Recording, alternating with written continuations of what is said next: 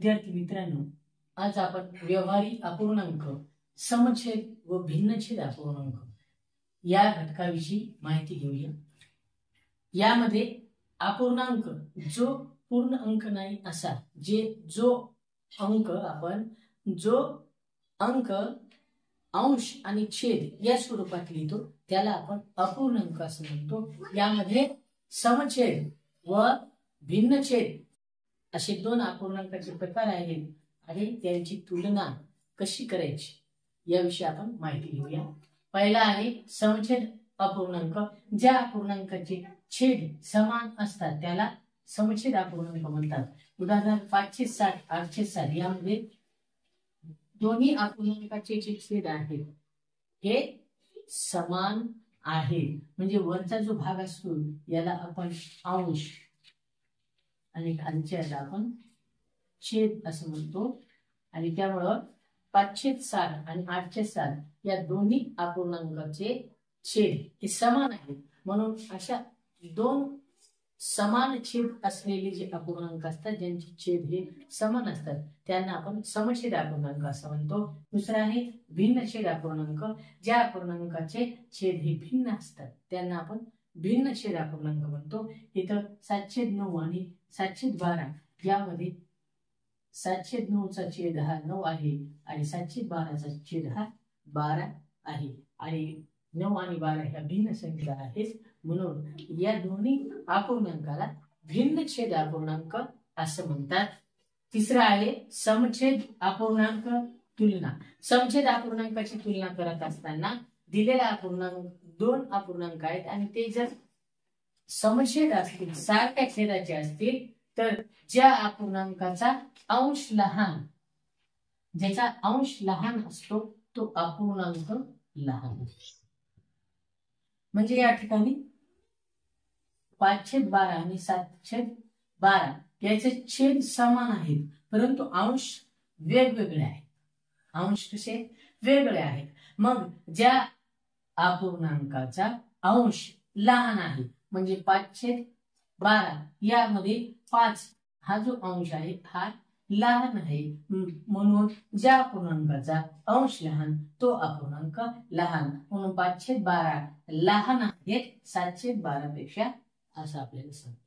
पहिले तसं समान अंश व समान छेद असणाऱ्या अपूर्णांकाची तुलना करताना समान अंश भिन्न छेद असलेल्या अपूर्णांकामध्ये ज्या अपूर्णांकाचा छेद लहान असतो तो अपूर्णांक मोठा असतो। म्हणजे 621 आणि 623 यामध्ये 6 6 हे दोन्ही अपूर्णांकाचे अंश हे समान आहेत, परंतु 621 चा छेद हा 21 आहे, 623 चा छेद हा 23 आहे या ठिकाणी।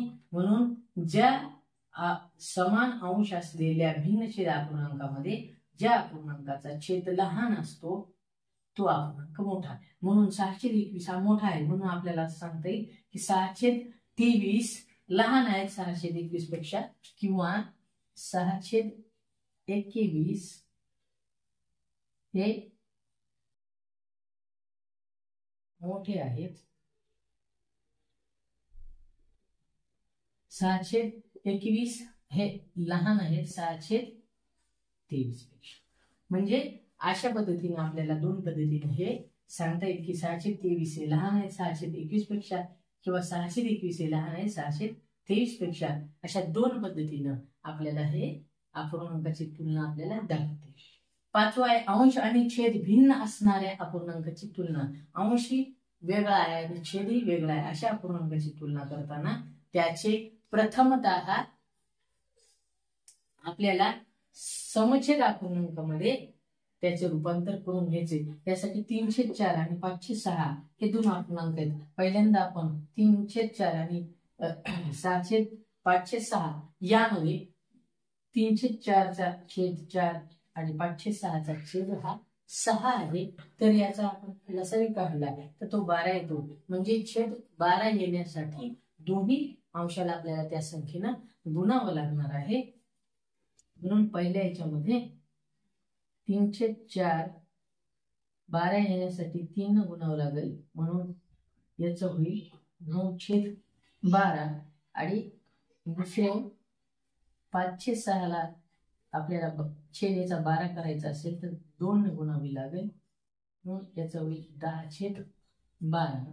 म्हणून या ठिकाणी आपल्याला 9/12 आणि 10/12 असे 2 आपल्याला अपूर्णांक मिळालेले. आता त्याचा छेद हा समान झालेला आहे आणि समान छेद याची तुलना करताना आपण बघितलं की ज्या अपूर्णांकाचा समान छेद अपूर्णांकामध्ये ज्या अपूर्णांकाचा अंश लहान तो अपूर्णांक लहान असतो. म्हणून 9/12 आणि 10/12 यामध्ये 9/12 या अपूर्णांकाचा अंश हा लहान आहे.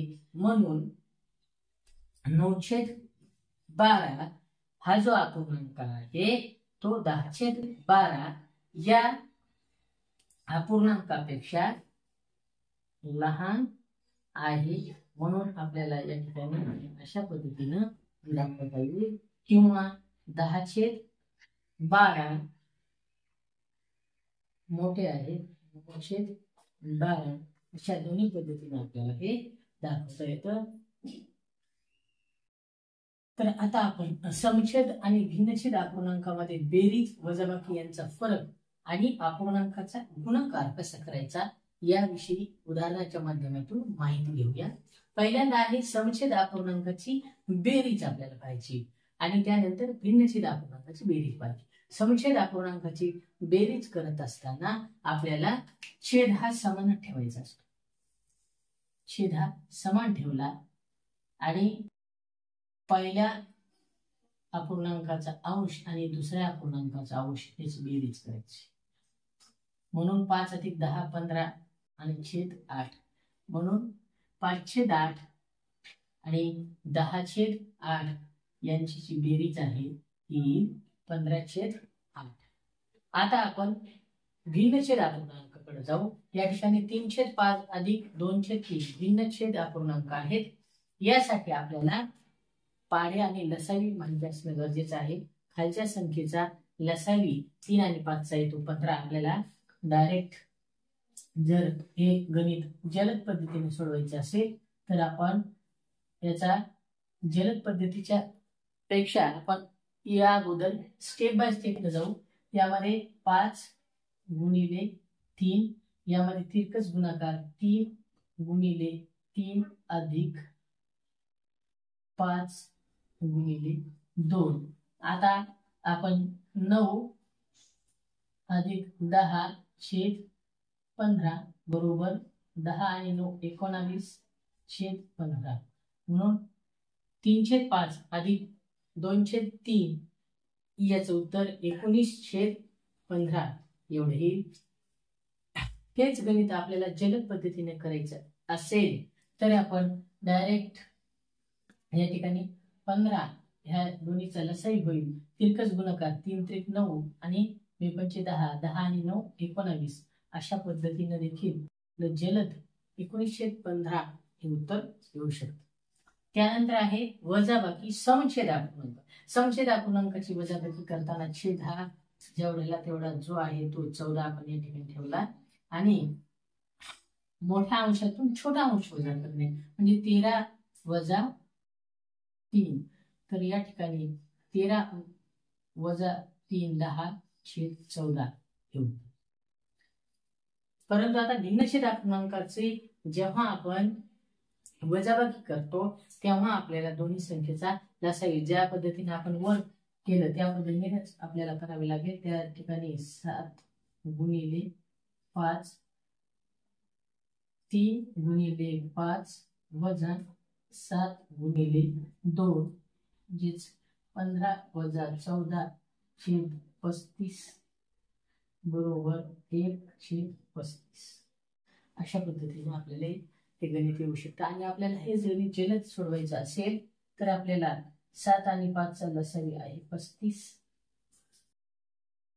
आणि 3 × 5 = 15 वजा 7 × 2 = 14 15 - 14 1 येईल. अशा पद्धतीने आपल्याला 1/35 हे जलद सुद्धा उत्तर काढता येईल.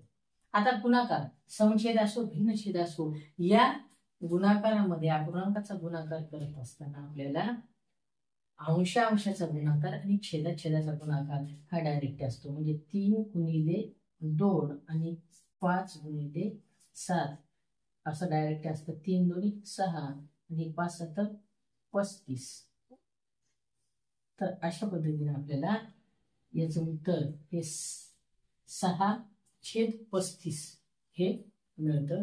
तर आज आपण या घटकामध्ये समछेद अपूर्णांक आणि भिन्नछेद अपूर्णांक, समछेद अपूर्णांक कशाला म्हणतात, भिन्नछेद अपूर्णांक कशाला म्हणतात, त्याची तुलना करत असताना, लहान मोठेपणा पाहत असताना त्यासाठी कोणते नियम आहेत, तसेच समछेद अपूर्णांक आणि भिन्नछेद अपूर्णांक यांच्या बेरीज आणि वजाबाकी करत असताना कोणता फरक आहे, त्यासोबतच अपूर्णांकाचा गुणाकार कसा करायचा याविषयी माहिती घेतली. धन्यवाद.